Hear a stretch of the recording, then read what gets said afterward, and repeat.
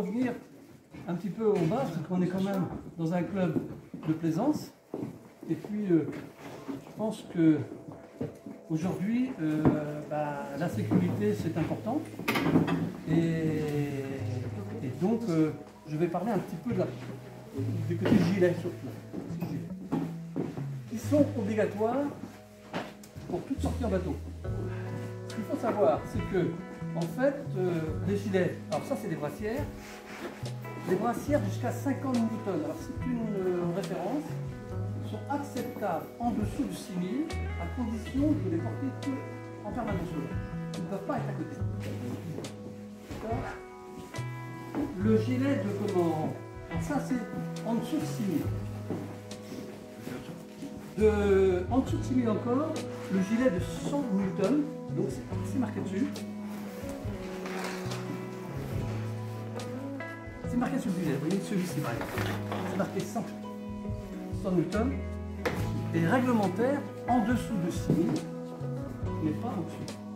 Au-dessus de 6000, il faut des gilets de 150 Newton. Donc à ce moment-là, il faut vérifier si vous envisagez de faire au-dessus de 6000. Si jamais vous avez un contrôle, eh bien vous êtes dans la légalité ou pas par rapport au gilet. Regardez dans vos bateaux à quoi ça correspond.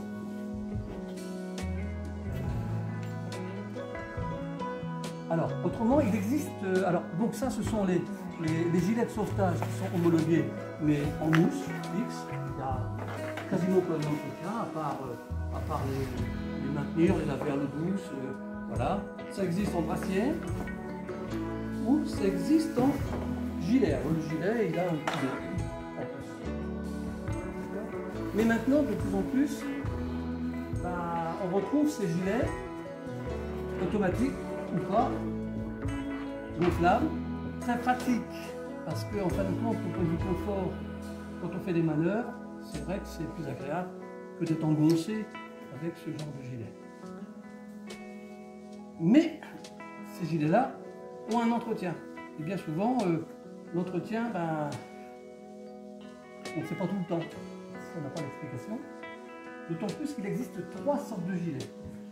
On va dire le premier gilet, comme celui-ci, on va l'appeler gilet manuel. À cartouche quand même, mais il est manuel.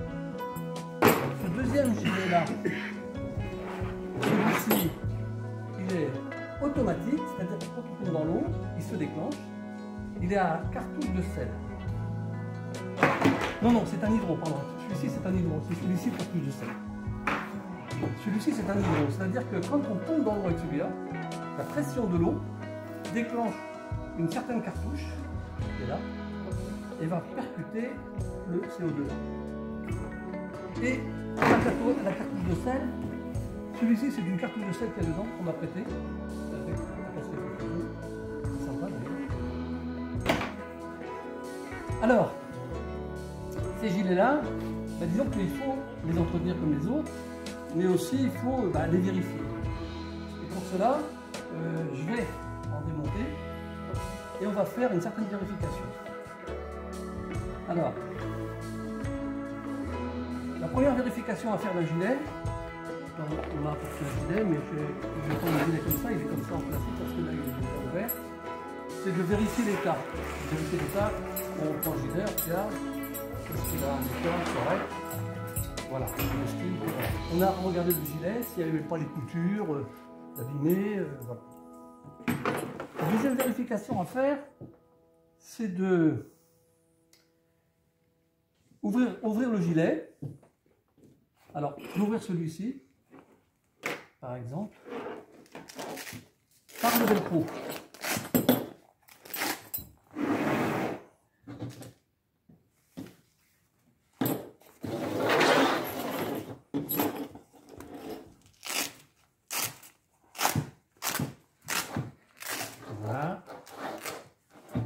Et si vous le faites vous-même, vous regardez bien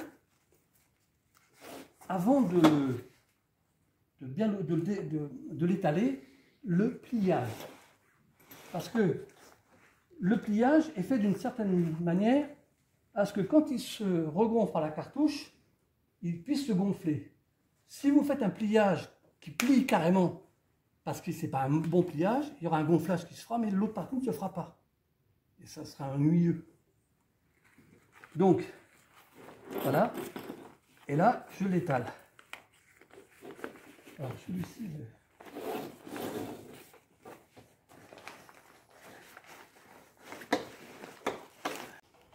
seulement, je ne vais pas le gonfler à la main, à la bouche. Pourquoi? Parce qu'on envoie de l'humidité. Donc, je ne vous conseille pas de le gonfler à la bouche. Je dis bien pour la vérification. Bien sûr, quand on tombe à l'eau, voilà. Donc là, je vais le gonfler avec mon petit appareil, ou une pompe, ou un truc à pied, ce que vous voulez. Là, ce qui marche. Alors, je vais le gonfler. Hop.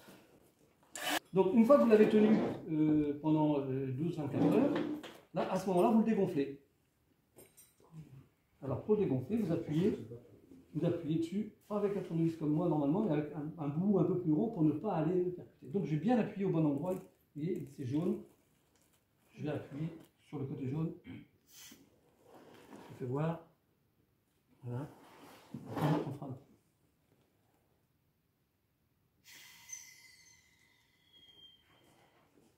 Voilà. Donc là, je vais le dégonfler complètement pour le plier.